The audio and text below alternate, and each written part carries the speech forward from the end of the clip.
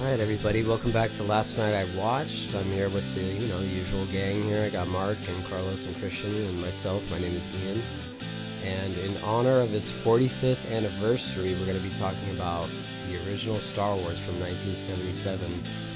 Carlos and Mark and I had the pleasure of seeing it at the Crest Theater here in Sacramento on May the 4th. And yeah, we're going to be talking about our experience with that. And yeah, here we go. 20th Century Fox presents the most extraordinary motion picture of all time, Star Wars. Here's where the fun begins. No legendary adventure of the past could be as exciting as this romance of the future. Here they come. May the Force be with you in Star Wars. So yeah, we got to meet a few people that were extras in the movie, and the Crest Theater had some figures set out and everything, and they had a Q&A. It was a really neat time. You guys got some figures signed by some of the people. Yep. Yeah. Mm-hmm. Yeah. So I guess should we talk about who was there? Yeah, it was Alan Fernandez, who played a Tuskan Raider in the original film. He was actually selected because he was an elephant trainer at the time, so he was able to bring his elephants onto the set and dress them up as banthas, and then he just rode them around on set. Which I never knew that. I never knew those were elephants. Yeah. Did you know that, Kristian? No. Yeah. That's crazy. Yeah. Did you know that, Mark? Yes. Oh, you did know that? Because when we were talking to him, it was kind of funny. Like, he kept saying, like, oh, when I got on her, she this and her that. And we're like, I was like, is this guy like a method actor? Like, he actually believed the bantha was real? And then you had the courage to ask. I just was just like, I'll just let this guy talk about, whatever the hell he wants to talk about. And you're like, oh, like, was it, when you say her, he's like, oh, yeah, it was an elephant. And he showed us, like, the foot sticking out of he had a picture of, like, the foot sticking out of the bantha costume. Yeah. An elephant foot. That I never knew that. Yeah, that was really cool. Yeah. You learn something new every day, man. Yeah. They had a couple other cast members there. Angela Staines, who played a Tonnika Sister. She's briefly in there for like a single frame, maybe 2 frames in the cantina. And she's sitting there with her twin sister, the other Tonnika Sister. And they're just really tall bounty hunters, I guess, in the galaxy. Yeah, she said that she still was in makeup for like 2 hours. Yeah, she said she shot that for 3 weeks or something? Yeah. That's crazy. Oh, because George kept wanting to reshoot all the cantina scenes, I think she said. Mm-hmm. That's pretty cool. Tim Donaldson was also there. He was a Jawa. Very interesting story. Andrea Wickman-Miller, she was the other person who was there, and she also played a Jawa. They lived in Death Valley at the time, and what had happened is after George got back from Tunisia, he looked at his Jawa film, and some of it didn't come out quite how he wanted it, or maybe it got corrupted. So they went to Death Valley, because that looks pretty close to the Tunisian desert, and they went to a local elementary school and said, hey, we need some kids to dress up as Jawas, and their class got picked. Tim Donaldson said he was 5 years old, so he's technically the youngest cast member ever in Star Wars. That's crazy. And Andrea Wickman-Miller was age 7 when she played a Jawa. And pretty cool. During the Q&A, they were telling us it was super weird because one day they came to the school, these producers were looking for kids, and their parents all signed on and said, heck yeah. And then the producer said, okay, come to this random hotel room and we'll start sizing your kids out and measuring them and trying costumes on and stuff. That was kind of a weird one. Yeah, that was pretty funny. Yeah, they said it was different back in the 70s. Yeah, who kids? Yeah, measure our kids. Yeah. Yeah. Yeah. Just give them over to random producers. I think Andrea Miller said, that her teacher was, okay, it was nice that you got to be in a movie, but sometimes these things never get seen. They don't get shown in a lot of theaters because it's, I think her mom was just kind of like, what is this? They're all dressed in robes. They're carrying around a robot. Like, what the hell is this crap? Like, this is such a silly movie. And then lo and behold, it became probably the most popular movie ever made. Yeah. Pretty crazy. Yeah. The Jawas apparently got paid like $25 a day, and they were there for like 3 days maybe. Yeah. Pretty cool. Yeah. Yeah, because I never knew that they actually had to do reshoots. I always thought that they shot it in 1976 in Tunisia and in England, and I never knew they did reshoots down in Southern California. Yeah, pretty interesting. Yeah. Yeah, that was really cool. I got a couple of Black Series action figures signed, the Right Jawa, behind you. Yeah. and the Tuscan Raider. Yeah. Oh, Mark actually won the raffle, and he got a poster signed Oh, by that's all right. four. Signed poster. Did you Yeah. bring it?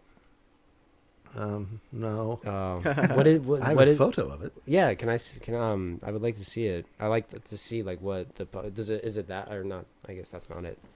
It's the one Like that the was theatrical one of poster? yeah. Okay, Kristian has a Japanese version of that in his room. Yeah. What I thought was cool, the Tuscan Raider guy, him being a exotic animal trainer, he was in charge of the elephants, and he had trained the elephant where he curled his trunk back up under his body, so you couldn't see the trunk when it was moseying along. Well, he had trained the elephant that when it heard the name or when it heard the word "okay," it dropped his trunk, so he can breathe and eat and that kind of stuff. So he's teaching these elephants how to do this, and they're moseying along with their trunks up the way they're supposed to. Well, they are walking by cast members and the commissary and that kind of stuff. Well, you hear the word "okay" a lot. So every time this elephant heard "okay," drop his trunk, and then he'd have to, say whatever the magic word was to put it up. They'd walk another few feet, "okay," boom, trunk goes down again. So That's really funny. it was just kind of a cool little story he had. That's cool. Yeah, that's super cool. They were all really nice people too. Yeah, they all seemed like really fun to be. They were all really, we didn't get to talk one on one to the Tonnika Sister, but we got to talk one on one with Alan Fernandez and Tim Donaldson and Andrea Miller, and they were all really nice. Tim Donaldson was a really cool dude.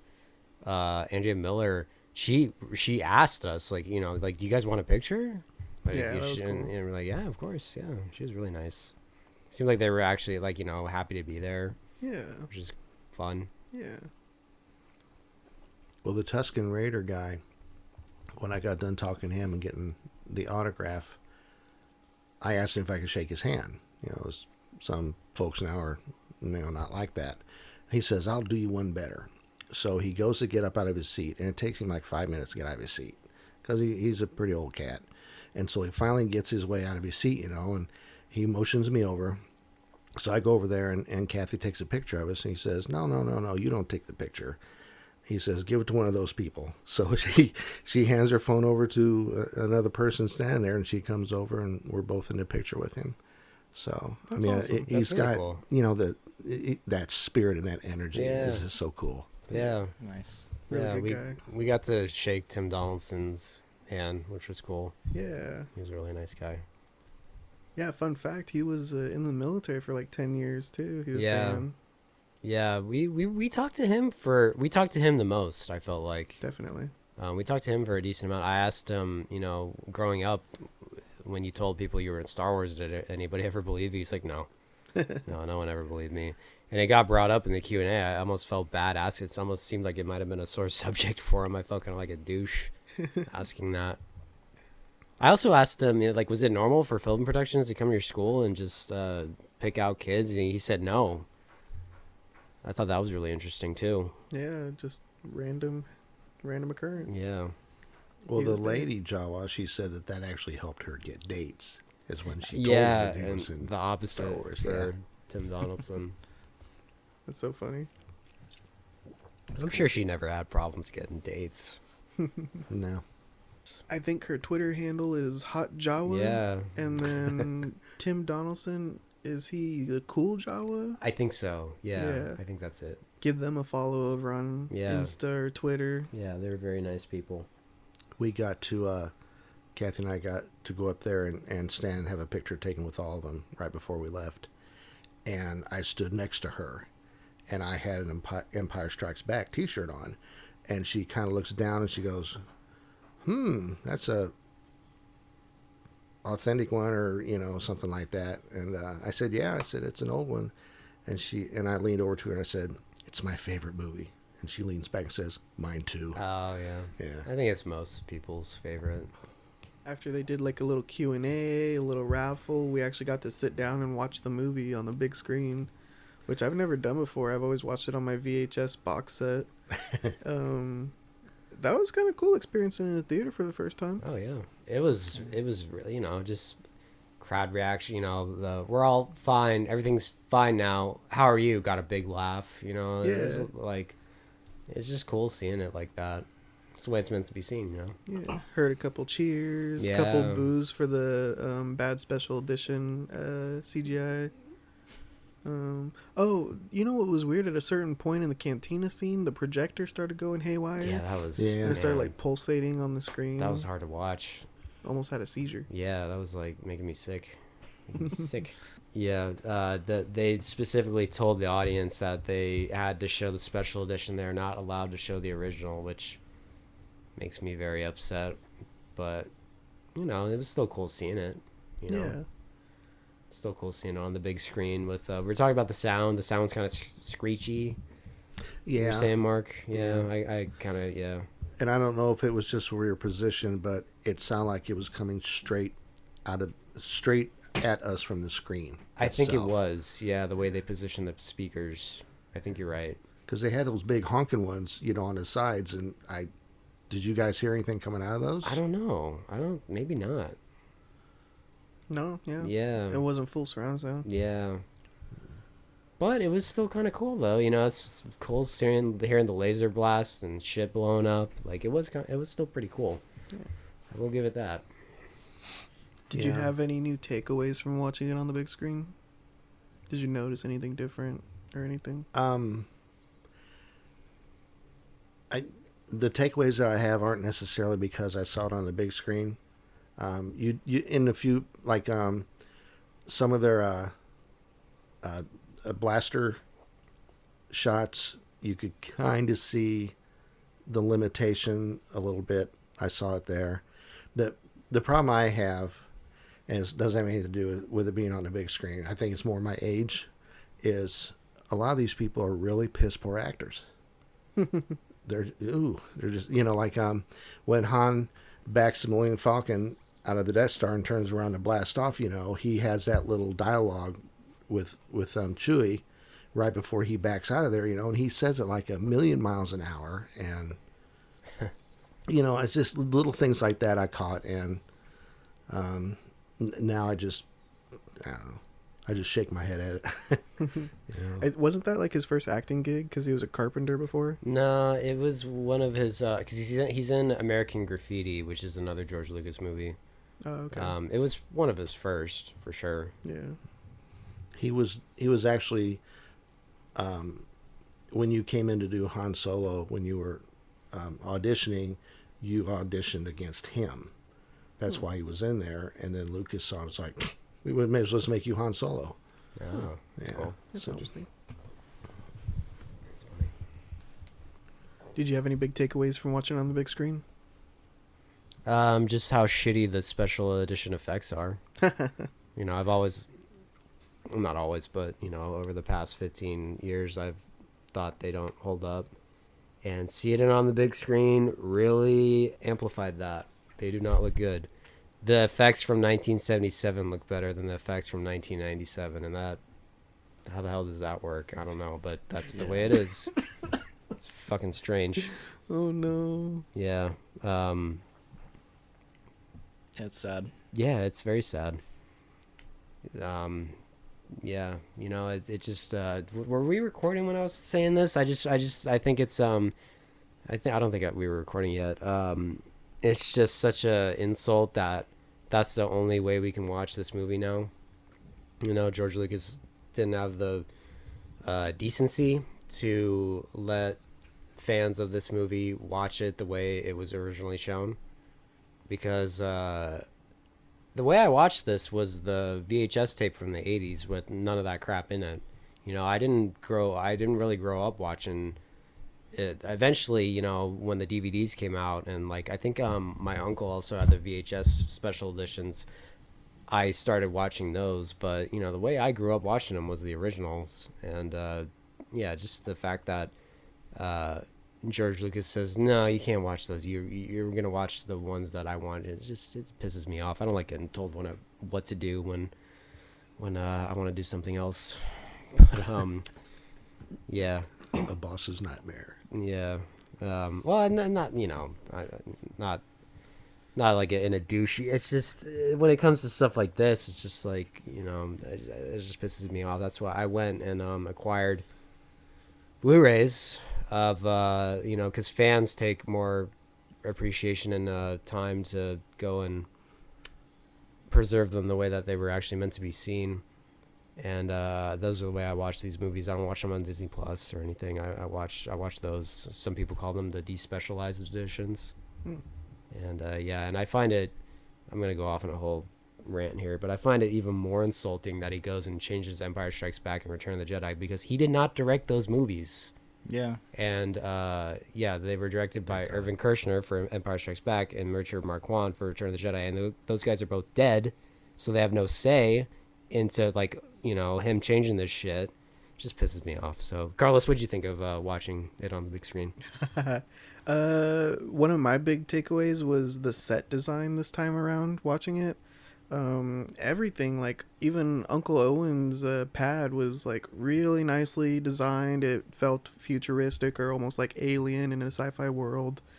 The Jawas are roaming around in a giant sand crawler with robots all blown to pieces on the inside. The Death Star is very clean, very dark. I love the jail cells. It's a fun scene. The biggest takeaway was the set designs. Even the Millennium Falcon still looks great to this day. It feels like a ship that you would find a smuggler just driving around the galaxy. What a piece of junk. What a piece of junk. I agree with you on the special editions. Once I finally figured out what they changed, I was like, oh, that doesn't look good. I think one of my biggest gripes is when they're coming into Tatooine, he tries to add in a lot of people in the backgrounds to make it feel like more of an alive city.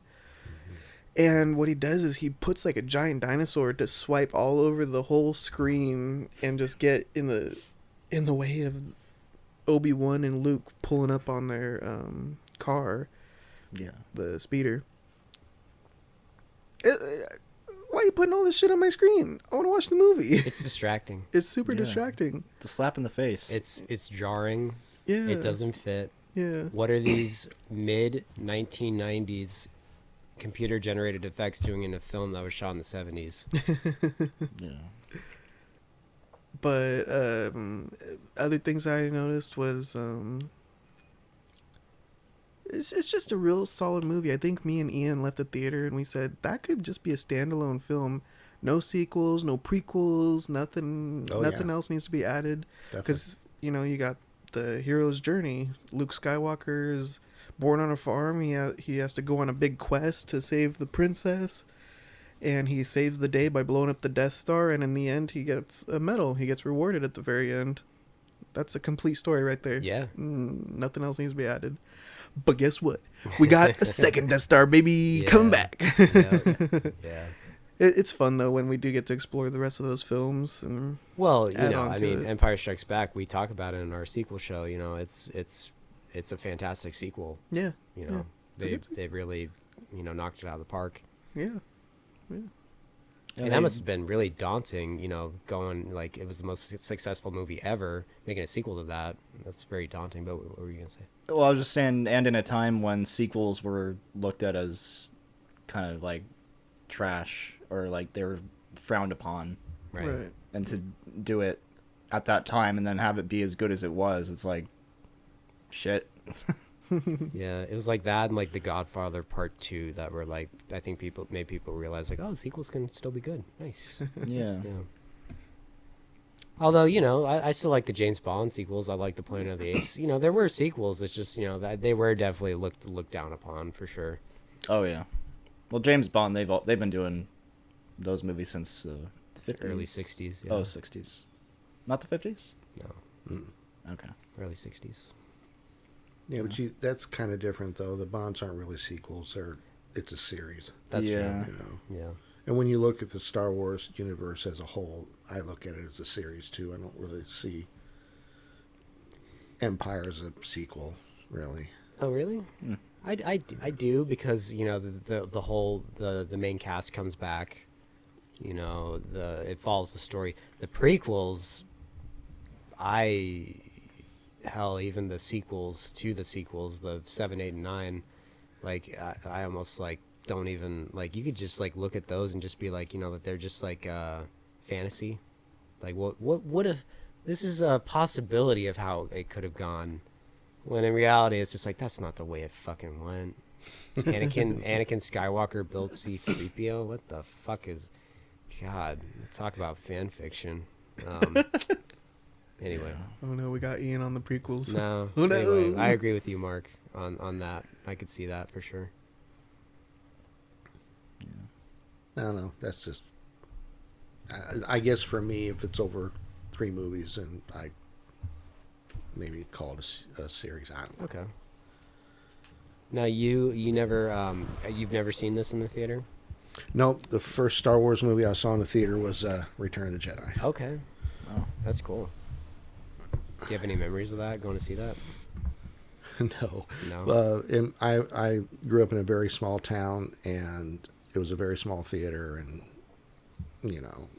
it probably didn't even have it didn't even have stereo sound probably. So, but I remember the marquee, and it was on that marquee for, it felt like months. I would imagine so. Yeah. Yeah. That's one of my things when I was walking up to this showing. They had Star Wars on the marquee, and that it just hit me. That God, I'm going to see this on a big screen. It's so freaking cool. Yeah, Yeah. I agree. And there was a cop car sitting there across from it, and they looked up, and kind of half-assed waved, and I had him roll down his window, and I said, "See that marquee across the street?" I said, "You'll probably never see that again." So I said, "That's something." And he looks over, and there's 2 of them there, and he goes, "Huh, I wonder why we were parked over here across the street from that." That's funny. Yeah. So One thing I really appreciated was it was just Star Wars. No Star Wars Episode 4, none of that crap. Just Star Wars. Hell yeah. Just the way everyone saw it in 1977. Star Wars. That's it. I'm glad that the theater chose to title it that. That is cool. Yeah. Yeah, I wish I went now. Dude, you missed out. You missed Yeah. I fully expected a line. I thought there would be a line out there. And Same. Yeah. It wasn't even a packed theater. No. Really? I don't know if maybe it's still because of COVID. I don't know. Maybe just There's a lot of people who are still really iffy. Could have with been it. that. Yeah. And plus, it's like, I could just stay at home and watch it on Disney Plus. Yeah. Watching on the big screen, you guys did point out how the sound was a little harsh at times, which I agree with. But also I noticed John Williams killed it with the original score. Yeah. Iconic. Bam, bam, bam, bam, bam. The cantina scene. I got hyped when the cantina scene showed up and they were all playing the flutes. I started jiving in the seat. My little jizz. I always heard this story. That's not really a story, but when my aunt and uncle went to see it, they had their first kid who was just like a baby at the time, and they brought her with them, and they would always say like, "Oh yeah, your cousin, she would like dance to the cantina music as like a funny. baby." It's a bop. cool. It's a bop. Yeah. That's cute. Yeah.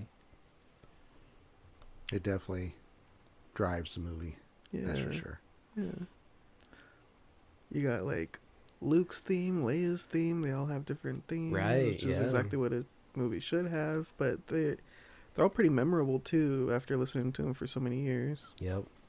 Oh yeah. When Luke is kneeling on his leg, watching the dual sunset, and it's got that solemn music, It's Yeah. just- Yeah. I think that's my favorite scene. Yeah, it's iconic. It is iconic. And you think about it, this is the last time he's going to see those sunsets. Yeah. Yeah. Bolts and Yeah. He's got to go on an adventure, Yep. and he just lost his family. Yeah. Yeah. Like I got nothing else here. Yeah. Time to I go. want to learn the ways of the Force and become a Jedi like my father. Jeez. Yeah, because at first, he what do you call it? Rejects Obi-Wan's offer. Alderaan. I can't go to Alderaan. I got work to do, or whatever he says. It's not that I don't like, it's not that I like the Empire. I hate it, but I just can't do it right now. Yeah. There's nothing I can do about it right now. Yeah, there we go. Thank you. I gotta milk the blue cows. I get that blue milk. We'll get there. What's the blue milk? It's on screen for like 5 seconds, and now it's the most famous thing ever. Fucking blue milk. Yeah. It's funny. Going back to your set design comment, I completely agree with you. And one thing that was cool when we were talking to Tim Donaldson, he said, sci-fi didn't really look like that at the time. It was very, like, everything up until that point was very clean and sterile. And, the Millennium Falcon's filthy. Yeah. The Mos Eisley Cantina, there's people getting shot and just grime and just there's like bigotry, like, you're droids, we don't want them here. It's kind of ugly, and that's what's kind of cool about it. It's a hive of scum and villainy. Yeah, it's kind of neat that it was just kind of dirty and grimy and ugly and lived in, because we had Star Trek was always very just clean cut and whatnot. Very polished. Yeah. And I like Star Trek tremendously, and like up until that point, like the only sci-fi movie I can think of off the top of my head that came out before Star Wars was Logan's Run. Which, have you ever seen Logan's Run? Mm-hmm. I really like that movie, but it's not Star Wars. It's again very clean. Yeah. Everyone's kind of wearing the same thing. Like, great movie on its own right, but Star Wars came in and kind of changed everything. And here we are 45 years later talking about it. And we'll be talking about it in another 45 years. Yeah, exactly. It's probably going to stand the test of time, even though it will. It's sad, I don't know if it will ever be seen again in its original form. I think that's the only, aside from movies that are lost, that got, burned in warehouse fires or anything, like, I think that's the only surviving movie that will never be seen in its original form again. I'm holding out hope that eventually it will. The release. It doesn't look likely, but I could see it happening. They could release like a super special edition on like the 50th anniversary. See it how Super. it was intentionally meant to be seen originally. I don't know. That would be great. But I understand your skepticism, of course, but I don't know. They need to release it with the analog stuff, when you're watching, and it's glitchy and you got the you can actually burning buy, in it and that kind of stuff. I was thinking about doing this, but I'm not, because I just don't need to spend that money. But you can buy.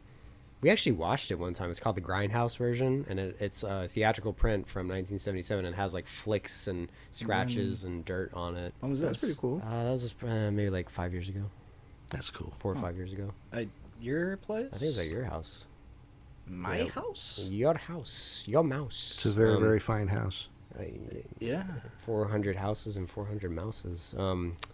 We House of mouse. we achieved it in ways that I don't condone, but we found it and we watched it. I think it was at your house. It had to have been at your house. I'm pretty sure. You wouldn't steal a DVD. I don't know. I mean, I don't want to get into that right now. But yeah. So after rewatching it, Mark, do you have like a favorite scene or a favorite actor?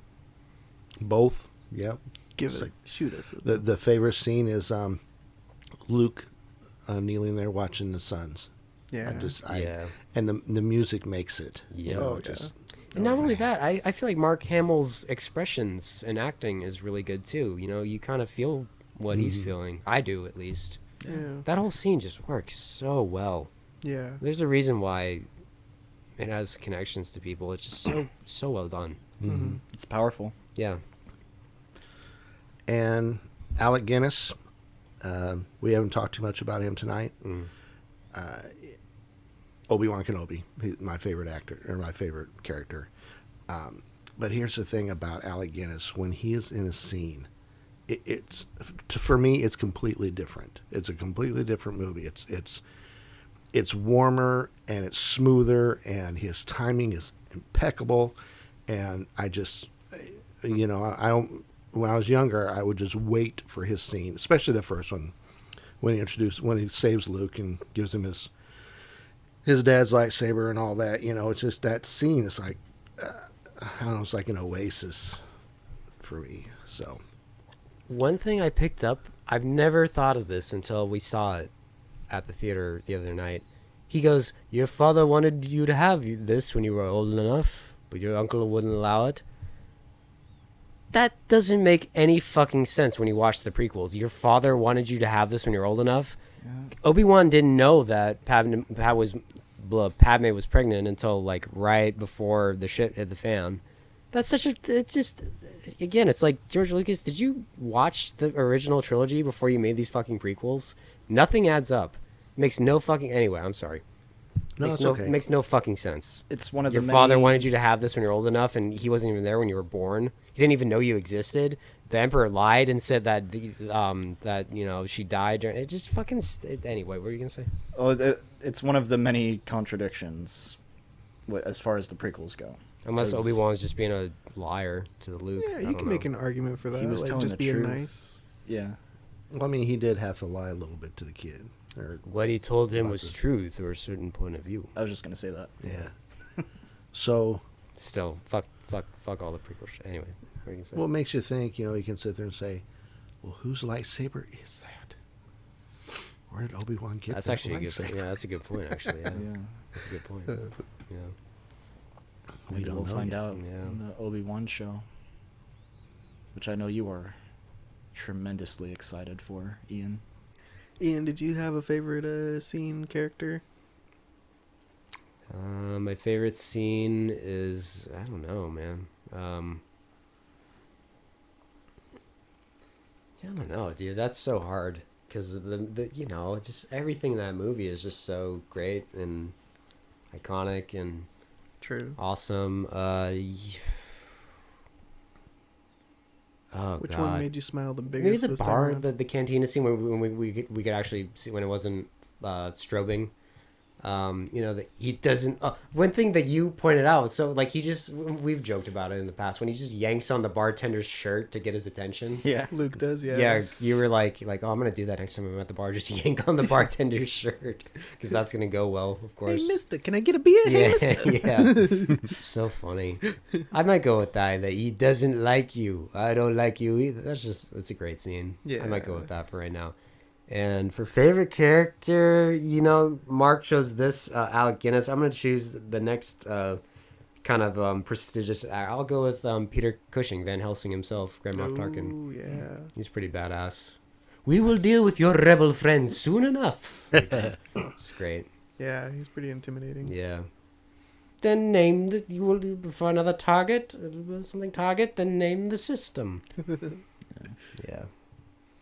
Tell you what, if you go through his backlog of movies, I mean, he's a lot of horror stuff. Yeah. He's done. Yeah. He, you know, it all ties to George Lucas was a fan because, you know, Christopher Lee, who was Dracula, is Count Dooku. You know, that's one thing. It's like at least George Lucas had decent taste in movies before he went and fucked his own movies up. But yeah, it's really cool that he cast Alec Guinness and Peter Cushing, you know. Because, like, growing up, Peter Cushing to me was Grand Moff Tarkin, but now seeing him as, like, Van Helsing and all these Hammer horror films, it's just really cool to see that he had a whole, like Mark said, he had a whole career That's cool. of battling vampires and whatnot. Alec Guinness did have a whole career, too, Yeah. with all of his films. He was, like, an Academy Award winner. Yeah. He did a lot of stage work. Lawrence of Arabia, he was on that one. I didn't know that. Wow.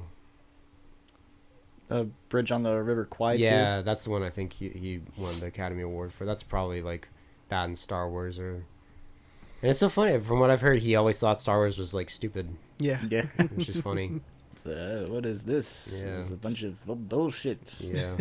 Well, one of the actors we talked to was asked, from what I got from them, as he happy to be there, or Yeah, and that's cool. you know. The Tonnika Sister said Mark Hamill was really nice when she was working at the bar. Like, he went up to everybody and talked to them. Was a really nice, personable guy, which was really cool to hear. Because he seems like a nice guy. Yeah. What I've seen. Yeah, I like Mark Hamill. Yeah. It's cool to hear that than the opposite. Like, oh, God, they were awful. Yeah. You know? Divas. Yeah. Kristian, do you have a favorite scene or character from the original? Yeah, of course. I think I would have to go with... I wanted to say Han Solo because I love those types of characters, but man, I looked up to Luke Skywalker so much as a kid. It was just like, he was my fucking hero, he was my idol. Like, I wanted to be that guy so bad. And yeah, like, I don't know. I love how kind of innocent he is. There's something about that, I don't know. There's something kind of cute, I guess. What's that flashing? Yeah. Yeah, all that stuff, yeah. His line delivery, I always liked it, especially in in Star Wars. Yeah. Yeah. Because he's still a little farm boy. Yeah. I wanted to go to the Tashi station. He's gonna go to the Tachi station to pick up some power converters. You waste time with your friends after your chores are done. Man. Jeez, kick some rocks. Jeez. College, you willikers. And he does the full arc, too. He's just a farmer and kind of naive, and then he blows up the entire Death Star at the very end, and he's a hero. Yep. And all his friends love him. Is he a Mary Sue? Oh, that's funny. Hey. That's funny. I don't know. Mary Sue. I don't know. No, Luke Skywalker's a much cooler character than Rey. Yeah. So. I was down with Ray for the whole first movie, and then everybody, oh, Mary Sue. I didn't even know what the fuck a Mary Sue was before everybody started saying it on the internet. Yeah. Yeah. So, Kristian, what was your favorite scene from Star Wars? I would probably have to go with when Obi-Wan finds Luke. Oh, like when the Tusken Raiders mess Luke up, so he comes and like waves his arms around. That's a great scene. Yeah. Mm-hmm. Like, And- whoa! Well, and then they went and screwed all that up too. Now it sounded so weird in the theater. It was They've done a bunch of different versions of it. It just because I remember it being like how Carlos was like, ooh, and now it's like, I don't even know. Yeah. Like, just leave it alone. That's all, folks. Yeah, but that's all. Yeah, exactly. And then they had to add rocks in front of R2D2, and it doesn't make sense. Like, how the hell did he get in there? Anyway, Yeah.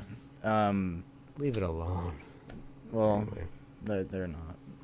And you get that infamous line from Obi-Wan, "Hello there," to Yeah. R2D2. The first one. Come here, little friend. Don't be afraid. Yeah, and he's like, the Sand people are easily startled, but they'll be back, and in greater numbers. Then he makes that face, like, right when you hear the Tusken Raider, he's like... No. or is it... It's before that. Yeah. He's never like, mind. very interesting. Yeah. Yeah. That startled look. I don't remember to seem to ever owning a droid. Very interesting. Yes. Yeah. Thank you. And then the whole Obi-Wan Kenobi. Obi-Wan. That's a name I've not heard in a long time. That is a great scene. That's a good choice. Thank you. What about you, Carlos? Your after your recent rewatch, favorite scenes and characters? I was very impressed by the Death Star battle with all the X-Wings and the Y-Wings.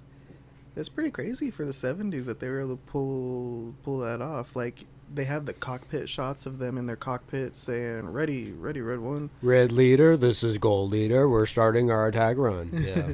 ATSTs! Their costumes look really good. Their helmets, even like their cockpits, just in general, are really cool looking. They're all kind of like shaking, you know? Like Yeah. it looks so good. I like how they also have like personalized decals, a lot of them on their helmets. Yeah, so you could kind of tell them apart a little bit. So I think you see there's- like Maverick and No, I didn't see that. Goose and I don't. Yeah, No. I try not to. I try to pretend that they don't exist. We also have the best pilot in the galaxy on there, Porkins. Most Good iconic old pilot. Porkins. Or Yeah. Porkins. Can't shake him. Yeah. I can't shake 'em. And I like all the pilots actually. There's that one guy, stay on target. Yeah. Stay on target. They all Yeah. die, so like, "Martha!" Like it's so like visceral. Yeah, there's Like that. you feel like they're really getting like incinerated. Like, Yeah. oh man. Especially Porkins. Yeah. know. Yeah. I feel so bad for Porkins. Yeah. And the special effects, they're just awesome. But I do notice in the special edition, if you look in their, when it's from the cockpit view of their faces, if you look in the background while they're being chased, for some reason George Lucas thought it'd be super cool if you could see a TIE fighter going like dummy fast in the background, like teleporting back and forth behind them. Yeah. And then it changes to the outside view and the TIE fighter is just going super slow behind it, just tracking it. Yeah. It does bug me a little bit, but if you can get past the bad CGI from the special edition, yeah, I can really appreciate like how they were able to pull that off in the 70s. Favorite character? Princess Leia. I really like Princess Leia. Nice. She doesn't take any shit. She's not selling out the rebellion. She's taking Right. all the torture The and Dantooine ruse, yeah. yeah. Dantooine. Yeah. And then the guys are stuck in the cell with her, and they're like, "We don't know what to do. The only exit's blocked." She's like, "Follow me. Let's get the hell out of Right. here." Yeah. She's taking charge. She means business. Could I actually make a change on something? Yeah. No. Your opinion is set in stone. Yeah. Oh Sorry. boy. Yeah. No redos. No, My favorite okay. scene, I think, would actually have to be when they're breaking Princess Leia out. Now that I think about it, Dude. that whole sequence, yeah, So good. because it's got all three of them in the Death Star. You know, they're fighting off the stormtroopers, Mm-hmm. and then Leia comes in and she like takes charge, and Dude, badass. she's like, "Someone's got to save our skins." Yeah. Into the garbage chute, flyboy. Yeah. But yeah, so that's actually my favorite scene. Even that prison hallway is just this. I'm telling you, the set design is Yeah. incredible. It's great. I always loved going in that area on Battlefront. Yeah. Yeah. Chokeholds. Yeah. Yeah, but yeah, that's Star Wars, guys. Star Wars is still a classic 45 years later. The anniversary is in a couple weeks. We actually went to the Crest Theater for May the 4th. May the 4th be with you. 2022. And we're going to be celebrating 45 years. Probably releasing this episode on the 25th of May for the 45th anniversary. Yeah, a lot to celebrate. It's a great Yeah. movie. This movie almost did not get made, and yeah, I'm glad it did. It was like pretty much no studio would take it. Thank Christ for Alan Ladd Jr. and taking a chance on it, and yeah, the people who made it, everyone involved was extremely talented. The set work, all of the set pieces and the designing of like the Death Star or all the ships in space, all that kind of stuff. I've appreciated how that they're doing that again, kind of with the way that they film those ships in like Mandalorian and stuff now. Which I do appreciate that, because they're shooting that like similarly to how they shot in the original trilogy. Yeah, like Instead the of it cockpit just- shots. Yeah. Yeah. So it's cool that they're going back to that, at least for now. Yeah. So, yeah. One thing, Christian, I want to tell you. I don't know. This is just what I've heard, but 20th Century Fox scored really big with The Omen the previous year, and I've heard that they used a lot of the grosses from that to finance Star Wars. So we should really be thinking The Omen, apparently. Okay. From what people say, Fun fact, I did not know that. it's a good movie. See, I'd heard that Lucas threw in some money in I'm sure he- exchange for the back end, for a lot of the back end. Well, I heard he didn't get any money from the grosses. He got money from the merchandising, Merchandise. which a lot of people say he's a genius for. And he is. I mean, the toys, the clothing, all the yeah. I mean, we are examples of that. And yeah, that's smart on his behalf for sure. Oh gosh, we are, aren't we? I hadn't noticed. Yeah, I know. Yeah, we got all this stuff that's Star Wars on it. Jeez. George Lucas You guys ever hear of this movie called Star Wars? Yeah, Yeah, George Lucas, in my opinion, is a better businessman than he ever was a filmmaker. Well, it's just weird, man, because he was at a time a decent filmmaker. Yeah. And I it think all he just, got pretty lucky, though. It all just went out the fucking shit. Yeah, he did. He was fortunate to have great editing. That's His one thing I wife. noticed too. The editing in this movie is fantastic. It was his wife at the time. Yeah, His yeah. wife? They want his wife. Yes, My wife. his wife. They won. The editing team won an Academy Award, Yeah. and rightfully so. It was, Yep. you know, because people said the rough cut of this was just, you know, awful and just nonsensical. It can really make a linear story out of it, and then they came in and did a fantastic job. Yeah. If you haven't seen the documentary from 2004, Empire of Dreams, I highly recommend you watch it. I was telling Carlos that because they were showing from Star Wars to Jedi, the one they did in the 80s, Yeah. on VHS in the lobby of the Crest, which That's was really cool. And I told Carlos, it's like, you know, Kristian and I have watched Empire of Dreams countless times, Yeah. you know, in the many years that we've known each other, because it is very well done. They leave out some stuff, of course, but Well, yeah. you know, There's some details in there that, you know, you can't really talk about. I mean, it's Yeah. on the DVD, like the special edition DVD, or not the special, like the... they aired it the on 2000 TV. I remember watching it on TV. Also, I think it was like AMC or something, or maybe Entertainment Tonight. Oh, that's cool. Yeah, back Amazing. back then. But it is well done. Yeah. Yeah. Yeah, I'm glad I got the... that's one reason I'm glad I got the 2004 DVDs as a kid. Right. Had all the... showing how they made everything, and it wasn't just that. They had, like, all these other, like, little, like, mini documentaries about different things, like how the lightsaber became a thing and how they decided to go about that, and yeah, all this other kind of stuff. But Do you remember the Tonnika sister she was like confused? She's like, can they not afford swords? What are these things that they're fighting with? Right, yeah. That was really funny. Yeah, it's just so cool seeing like that kind of perspective, you know. Yeah. It's like, what the fuck are we doing here? What is this? Like, what are we making? Like, this is so funny to me. yeah. It's Ooh, funny. what do you rate this one, Ian? Are we doing that? 1977. We're rating it too?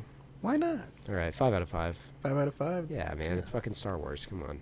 5 out of 5. It's It's a perfect movie. It's perfect. Even with all the silly, you know, British accents here and there, and you know, maybe not so great acting. It's a 5. I cannot give it less than a 5 out of 5. It's Star Wars. Nice.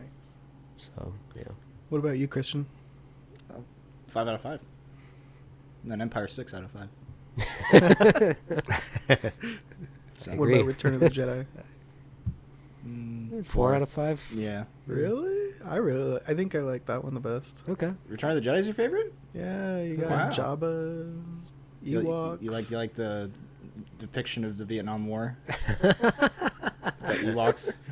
Is that what it's They supposed to be? they I think should have so. been Wookiees, man. They should have Yes, been they should have. Wookiees. Yeah. I guess they just That couldn't broke find my enough heart tall when I people. learned that they were originally going to be Wookiees. I was like, wow, what a wasted opportunity. I like Ewoks. I like the animated TV show from like the 80s or the I've 90s. never actually watched Huh.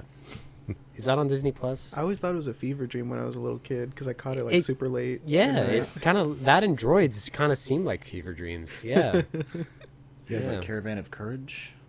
but that was live action, right? Yeah. That seems like a fever dream too. Yeah. Such a weird period of Star Wars, like the weird '80s cartoon live action shows. Yeah. They didn't really know what they were doing, or maybe they I don't know. Maybe they tried to know what they were doing. But Mark, what do you rate Star Wars? I don't know if you'll let me do this. The original 4.5, and the one with all this added shit in it 4. Okay. okay, Yeah. Okay. Unlike you, Ian, it's hard, especially now.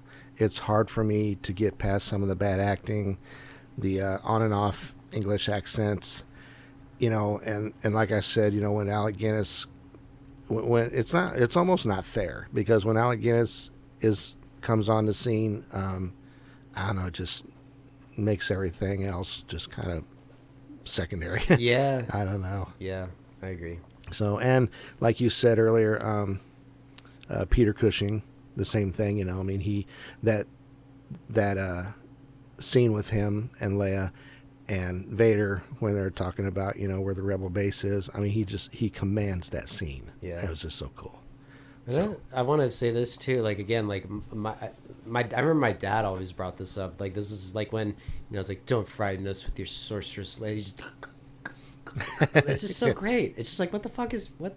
He can choke him just by just doing that, like, and you know, like he's, you know, like doing that, like, it's just so great, man. Yeah. Enough of this, Veda, release him. Like, it's so great. It's so great. It like, really, like, it could have been so stupid, but it works. It's just like, you know, it just works. It's so funny. Yeah. It's almost like when it's about ready to go off the rails and then it gets pulled back on. Yeah. It's just, you know, it's like almost, you said, it's probably a lot of that editing. You know? Yeah, and just it's a miracle that it came out the way that it did. Yeah. But anyway, what are you gonna rate this, Carlos?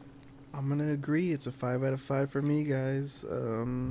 Still stands up 45 years later. All right, and I think that's all we have to say about Star Wars 1977. So thank you for watching, and like and subscribe. Later. Bye. See ya. Bye-bye.